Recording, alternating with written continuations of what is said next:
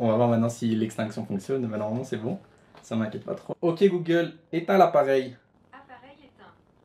Ah, par contre ça s'éteint pas. Ça c'est un problème. Bonjour, bonsoir et bienvenue dans cette nouvelle vidéo. Cela fait pas mal de temps que j'ai envie de vous parler d'objets connectés. Déjà parce que c'est un domaine qui m'intéresse, mais aussi parce que les objets connectés nous concernent tous. Il y en a de plus en plus, vous en possédez probablement déjà un ou plusieurs chez vous. Il y a quelques jours, j'ai réalisé mon tout premier objet connecté et c'est ce que je vais vous raconter dans cette vidéo. J'espère que ça vous plaira. Allez, c'est parti!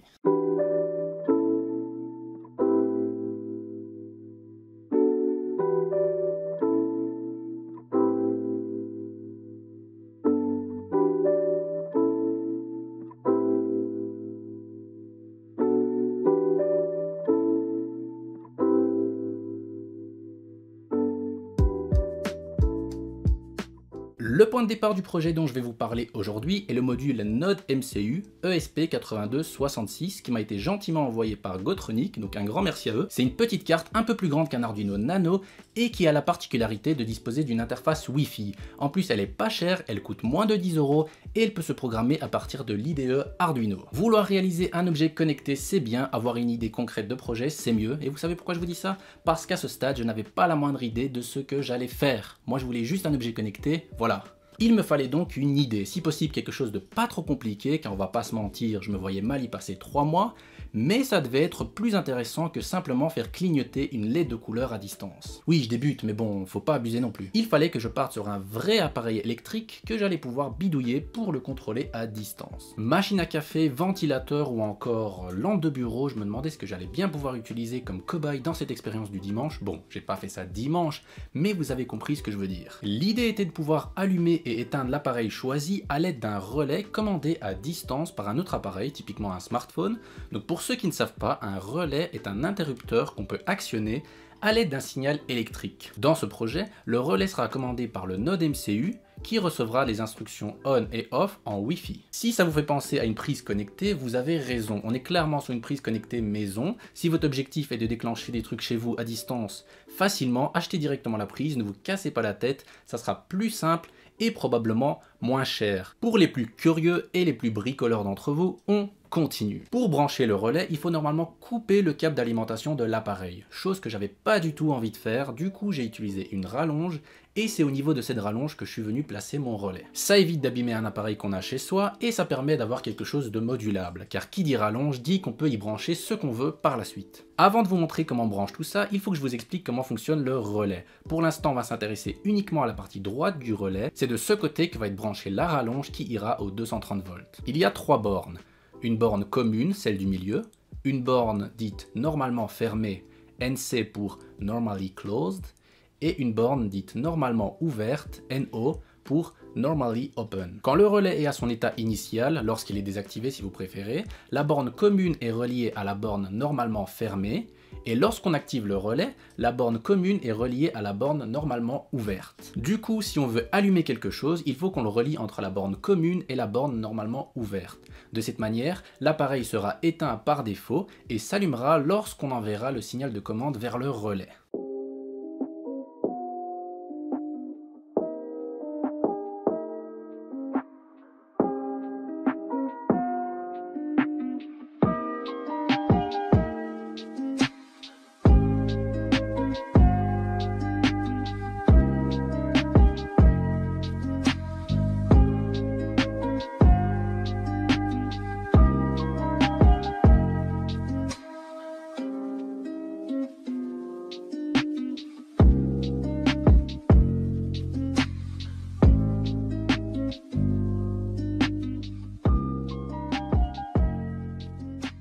Lorsqu'on découpe la gaine de protection de la rallonge, on retrouve 3 fils de couleur. Un jaune-vert pour la terre, un bleu pour le neutre et un dernier généralement de couleur rouge ou marron pour la phase. On coupe et on dénude uniquement le fil de phase et on branche un côté sur la borne comme du relais et l'autre sur la borne NO.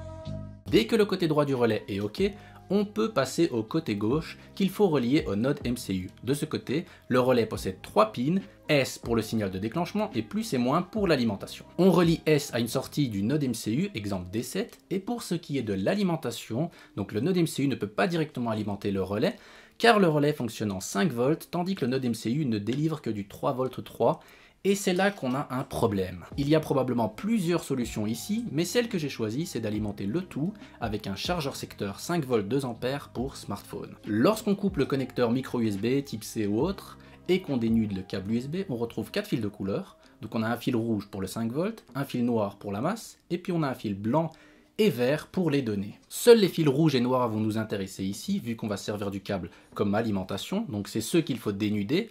Les autres, on peut carrément les couper pour éviter que ça gêne. Voilà le câblage dans son ensemble, les amis. Donc on a le chargeur smartphone qui arrive sur la breadboard. Donc ça alimente le node MCU par la pin V-in, qui est juste là. Ça alimente également le relais. Puis la troisième broche du relais, elle va à D7 du node MCU.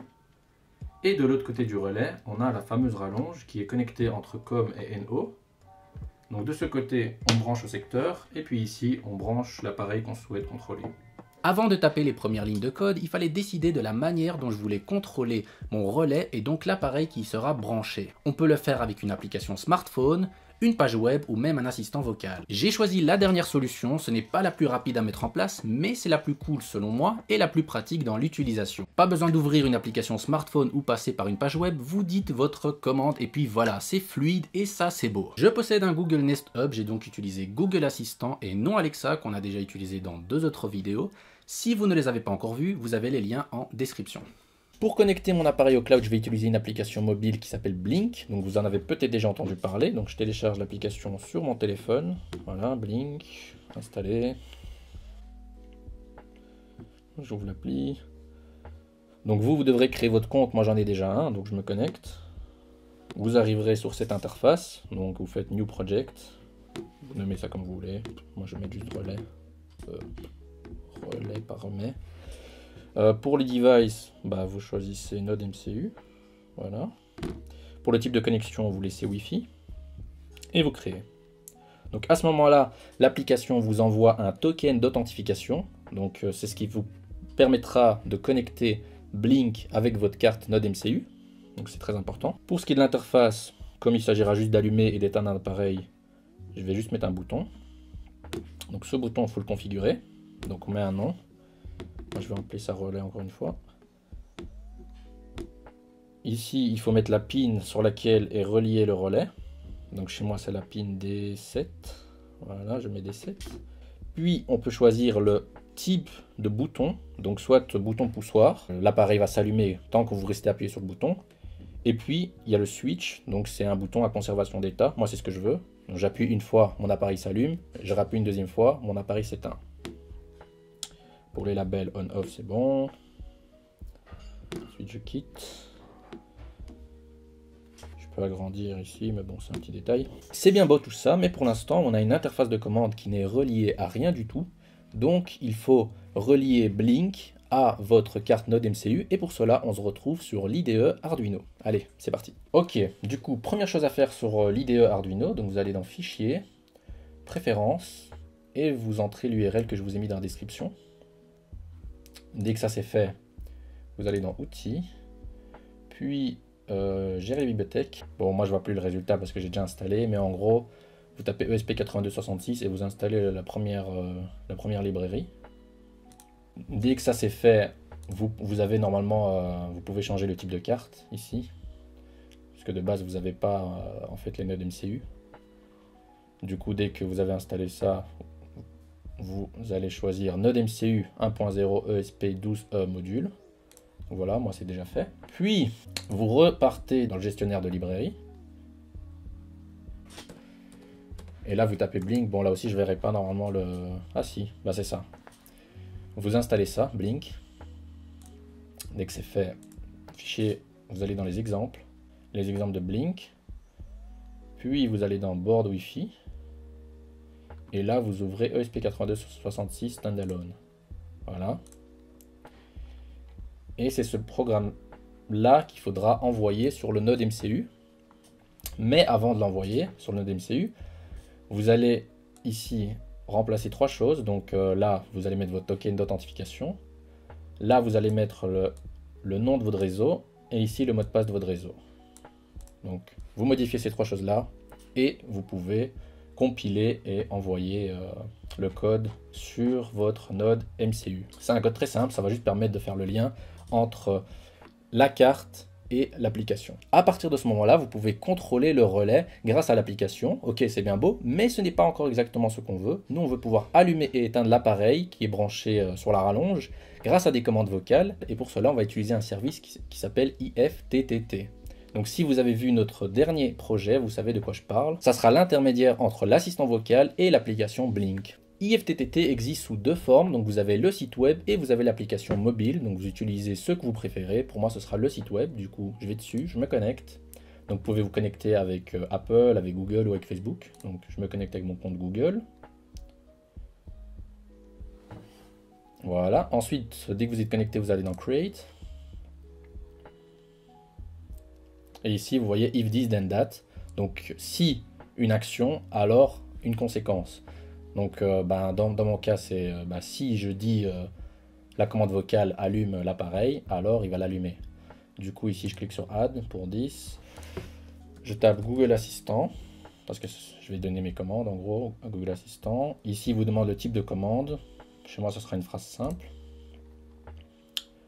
Comme on ne sait pas ce que je vais brancher, on va rester générique. Hein. On va mettre allume l'appareil. Ici, il vous demande si vous voulez une autre manière de le dire. On va mettre active l'appareil. C'est pas obligatoire, mais c'est toujours mieux de mettre plusieurs manières de dire. Enfin, plusieurs manières d'exécuter, on va dire, la même action. Ici, il y a encore moyen de noter une troisième possibilité, mais je vais pas le faire. Puis, qu'est-ce qu'on veut comme réponse? On va mettre appareil allumé, par exemple. Et on met que c'est en français. Voilà. Et puis la conséquence, ça sera une requête web, donc webhooks. Là, il n'y a pas de possibilité. Ici, il vous demande une URL, donc pour cela, il faut regarder la documentation de Blink. L'URL, ça ressemble à quelque chose comme ça. Donc vous avez plusieurs choses à modifier.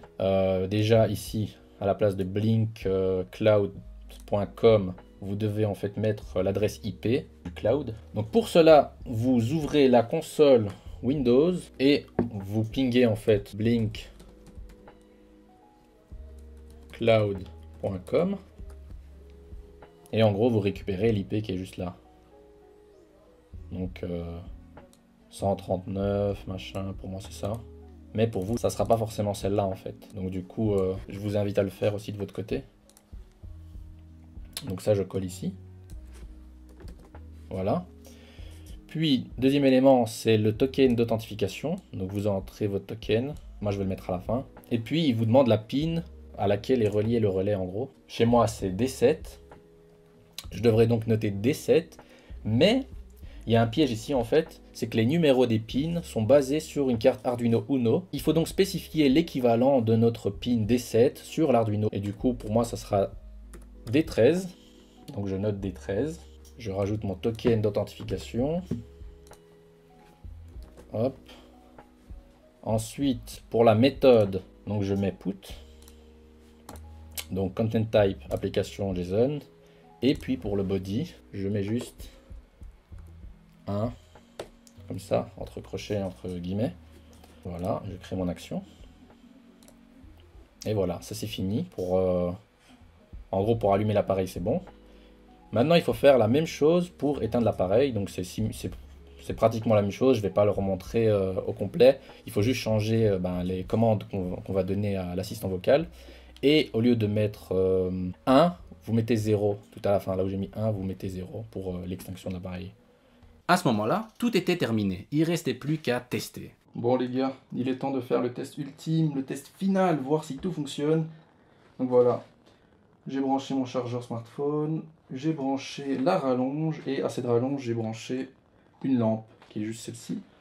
Voilà, donc je vais vous poser sur trépied et on fera le test tout de suite. J'espère que je ne me suis pas foiré quelque part et il n'y a pas tout qui va prendre feu sur mon bureau.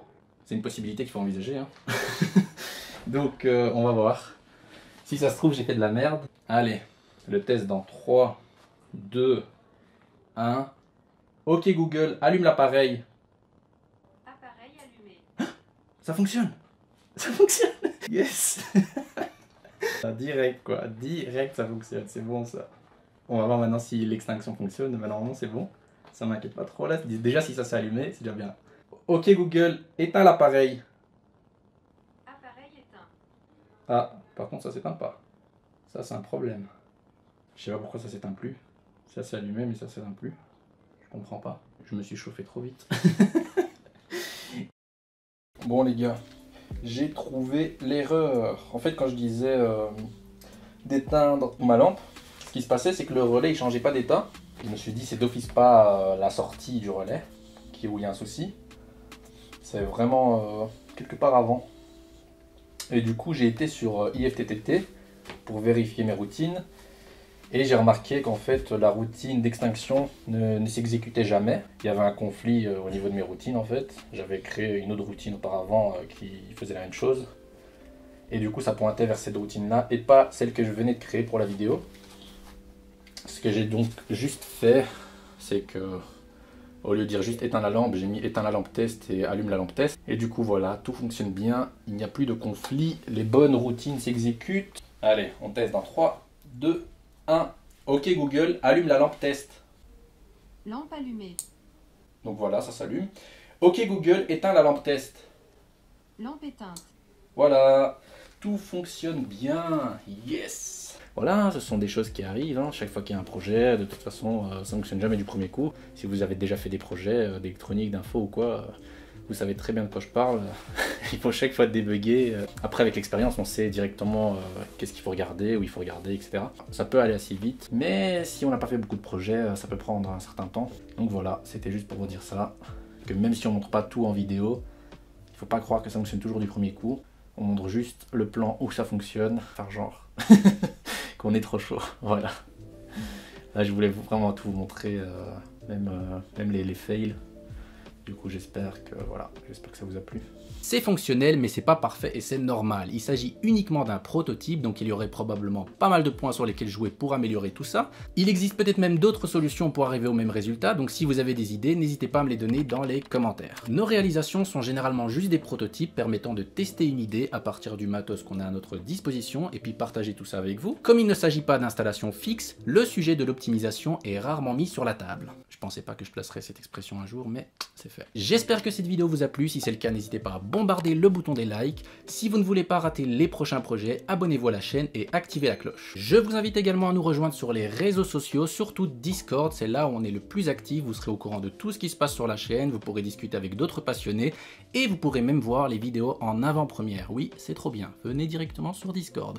Sur ce, moi je vous dis à la prochaine, allez, ciao!